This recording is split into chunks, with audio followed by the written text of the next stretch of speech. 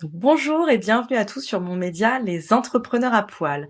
Comme expliqué en introduction, sur cette chaîne, j'ai décidé de donner la parole aux entrepreneurs du monde animal, d'où le à poil, mais nous resterons bien entendu habillés. Donc je laisse maintenant les pervers en tout genre partir de cet épisode. Donc j'ai décidé de créer ce rendez-vous pour vraiment mettre en lumière ces entrepreneurs qui m'inspirent et évidemment, on parlera de notre passion commune, les animaux. Ils vont ainsi pouvoir partager leurs expériences, qu'elles soient bonnes ou mauvaises, leurs valeurs avec d'autres professionnels qui nous écouteront ou nous regardons, parce que je le rappelle, c'est un podcast et une chaîne YouTube. Et parce que dans le monde vraiment impitoyable, je dirais, de l'entrepreneuriat, souvent on se sent bien seul.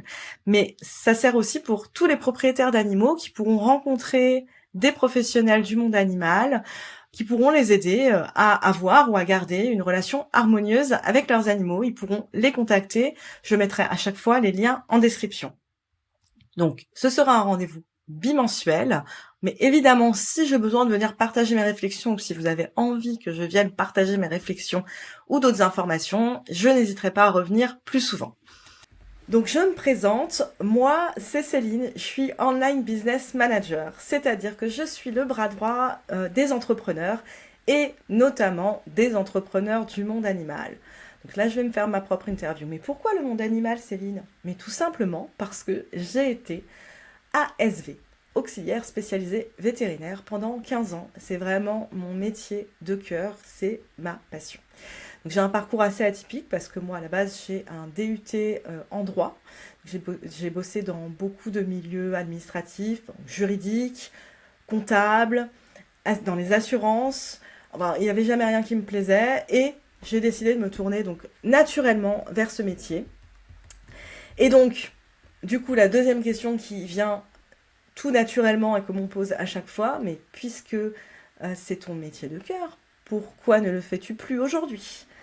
Pour ça, il y a donc 3 raisons. La première raison, elle est très personnelle, c'est-à-dire que je travaillais en ville, je ne me voyais vraiment pas travailler dans une autre clinique vétérinaire et j'avais besoin de campagne, j'avais besoin d'air pur, j'avais besoin de me poser pour mon fils, pour une qualité de vie et aussi pour ma chienne qui était en fin de vie. Je voulais vraiment me poser dans un environnement plus calme. La deuxième, c'est que ça devenait un peu psychologiquement difficile de voir des animaux malades. Bon, évidemment, il y en a qui ne sont pas malades, mais ceux qui restent en général à la clinique, ils sont malades. Donc des fois, il y a beaucoup de happy end, évidemment, mais voilà, ça peut, ça peut être psychologiquement difficile. Et j'avoue qu'au bout de 13 ans, je me suis même j'étais un peu face à mon propre problème où je voyais ma chienne qui était vieillissante. Donc voilà, et tous les petits chiots que j'avais accueillis en début de carrière, je les voyais partir.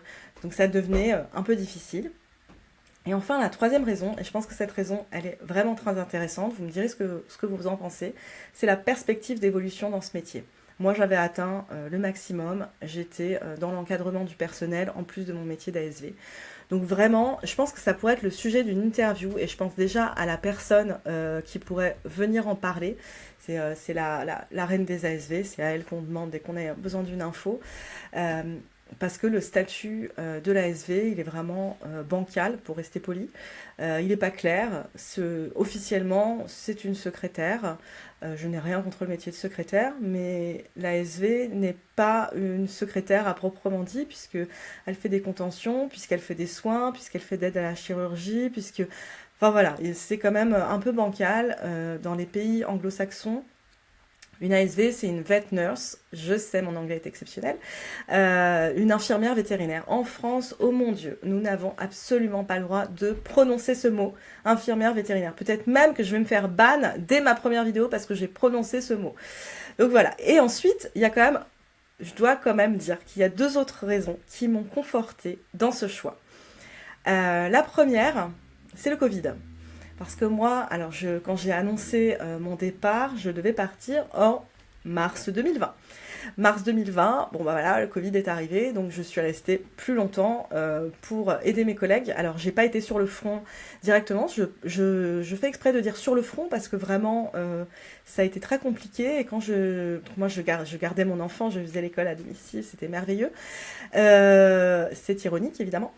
Donc quand je suis revenue, j'ai vraiment récupéré mes collègues à la petite cuillère, en plus de l'effet Covid qui était un effet... voilà, tout le monde était... c'était une situation très pesante, enfin ça l'est toujours parfois, hein. Mais en plus, on a dû faire face à vraiment une agressivité, des agressions verbales et parfois physiques. Mais quand je vous dis que ça arrivait au moins 4 à 5 fois par jour, alors qu'avant, ça arrivait une fois par semaine, je ne blague pas, c'est vraiment... Alors pour vous donner un exemple vraiment concret, parce que celui-là, il m'est vraiment resté tellement il était hallucinant. J'ai un monsieur qui vient pour un vaccin avec sa femme, donc c'était le chien de sa femme. Donc les restrictions font qu'une seule personne pouvait rentrer en consultation. Et donc, juste de lui avoir dit ça, je me suis fait littéralement insulter. Mais insulter, un flot d'insultes. Faut savoir que pendant que ce monsieur m'insulte, moi j'ai un chat qui attend ses soins. J'ai une dame qui attend aussi que son chien va pas bien. J'ai le téléphone qui sonne et moi je me fais insulter parce que monsieur ne peut pas rentrer dans la salle avec sa femme à cause d'une restriction nationale. Et là, j'essaie de lui expliquer qu'en fait, il pourra rentrer, mais du coup, sa femme devra sortir s'il a besoin de voir le vétérinaire. Donc bon, bah, je me suis encore plus fait insulter. Donc j'ai lâché l'affaire, très bien, il ne voulait pas comprendre. Je suis partie. Il faut savoir qu'après, pour la petite histoire, un monsieur est arrivé, bon pareil, c'était des vaccins, enfin quelque chose de pas très grave. Donc il avait sa petite fille avec lui qui avait 8-10 ans, qui ne pouvait pas laisser à la maison toute seule, clairement, et il n'y avait personne pour la garder. Donc, évidemment, je les fais rentrer tous les deux. Et là, le monsieur qui attendait dehors s'est remis à me faire des flots d'insultes parce que elle a le droit de rentrer. Donc, j'ai eu beau essayer de lui expliquer qu'elle avait 8-10 ans, elle ne comprenait pas. Donc, ça a fini en embrouille entre ce monsieur et le client qui était rentré avec sa petite fille, qui a lui aussi essayé de lui faire comprendre, mais c'était peine perdue pour lui aussi. Voilà, donc ça c'est vraiment... alors je comprends que le Covid, ça a créé quelque chose... Moi je croyais que... Moi j'étais un peu dans le monde des bisounours. Je croyais que tout le monde allait être plus solidaire, plus... Non, pas du tout. Vraiment, je me suis retrouvée... quand je suis revenue, j'ai été complètement démoralisée et je me suis dit, je fais très bien de partir. Parce que ça, c'est quelque chose que je supporterais pas. Moi, je fais vraiment une... C'est ma passion, me faire insulter pour des raisons complètement... stupide, je suis pas là pour ça en fait. Et la deuxième raison qui m'a confortée dans mon choix de partir, c'était ma dernière journée à la clinique. Cette dernière journée, elle était épuisante moralement, puisque j'ai accompagné une petite mamie qui est arrivée, j'allais dire dès l'ouverture, mais elle était devant la porte avant l'ouverture, elle était toute mignonne, elle osait pas venir. Je lui ai dit, mais madame, qu'est-ce qui se passe? Elle me dit, non, non, mais vous n'êtes pas ouvert, je vais attendre. Et là, je vois que son chien ne va pas bien. Donc je lui ai dit, mais bien sûr que vous allez venir avec moi. Donc j'ai mis son chien sous oxygène. Donc bon, on lui a fait des tas d'examens, j'ai appelé le vétérinaire pour qu'il vienne plus tôt. Il n'y avait rien à faire. Et en fait, je l'ai vraiment accompagnée tout au long de la journée, parce que la décision pour elle, elle a été très difficile à prendre. Donc déjà, j'ai accompagné le chien au fil de la journée, où parfois il allait mieux, parfois il allait moins bien. Et puis surtout, cette dame, je l'ai accompagnée à préparer son deuil. Et ça a été tellement psychologiquement compliqué, j'ai encore la voix qui tremble, que je me suis dit, c'est bon, je m'arrête là, c'est très bien. Et en même temps, c'est la dernière journée parfaite, parce que j'ai été vraiment ravie d'accompagner cette dame dans ce choix, et ce petit chien tout mignon dans sa dernière journée sur la terre. Voilà. Donc voilà. Voilà mon interview. Donc, comme à l'instant, ces interviews elles vont vraiment être authentiques. Comme je viens de le faire, voilà. J'ai une trame, mais derrière, je dis ce que j'ai envie de dire. Le seul rituel que je vais mettre obligatoire, que je vais demander à tous mes invités à chaque épisode, c'est de mettre en avant un animal à adopter qu'ils auront choisi. Je mettrai le lien de l'adoption en annonce en description.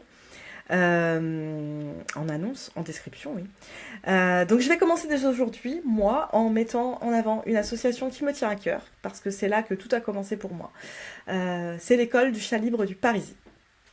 À 20 ans, j'ai été bénévole au sein de cette association. Aujourd'hui, je les admire toujours autant. Ils ont un dévouement exceptionnel.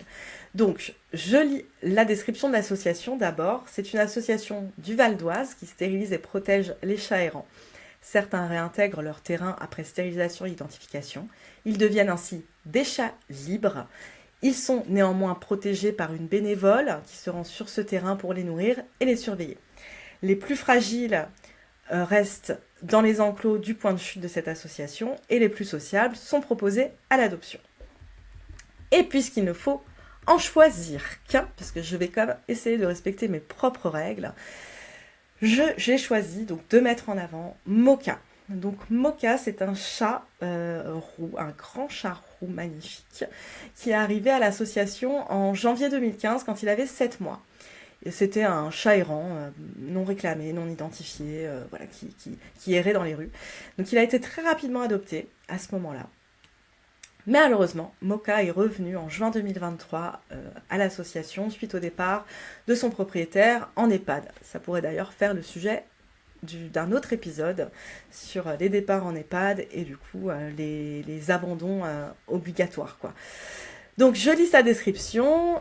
Mocha est un magnifique matou très gentil et affectueux qui a aujourd'hui 9 ans. Moi perso, je vous laisserai quand même aller voir sa photo parce qu'il a vraiment une particularité à l'œil qui lui donne un charme fou. Donc Mocha a un traitement quotidien, matin et soir, pour la thyroïde. Ce traitement peut être financièrement pris en charge par l'association sous certaines conditions, il est précisé. Donc je précise moi qu'il a un traitement à prendre, vraiment si vous craquez sur lui. N'hésitez pas, même s'il a un traitement à prendre, vous m'appelez, moi je vous explique comment donner les traitements. Je suis très douée pour donner des traitements et je dis ça et du coup me vient une anecdote où je devais donner un traitement tous les jours à ma chienne et moi je suis balèze pour donner les traitements. Et puis, je crois que j'ai dû faire 3-4 jours de traitement. Elle le prenait très bien, j'étais super contente. Puis, je fais le ménage et en fait, je secoue sa couverture. Vous voyez la chute arriver. Et là, tous les médicaments tombent. Et en fait, elle les avait juste cachés au fond de sa babouine. Oui, je dis babouine. Du coup, non, elle les avait recrachés. Mais cependant, je suis très très douée pour donner les traitements. Donc n'hésitez pas, je pourrais même vous faire un tuto comment donner un comprimé à un chat, parce que bon, quand même avec le chat c'est beaucoup plus compliqué. Voilà.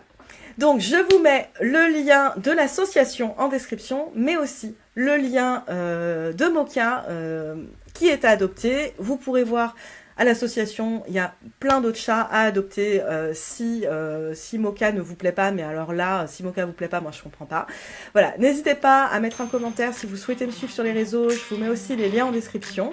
Et je crois que les jeunes disent abonne-toi, appuie sur la cloche, voilà, parle de ce média à tout le monde parce que j'ai encore tellement de projets dans la tête qu'il faut me soutenir. Merci beaucoup.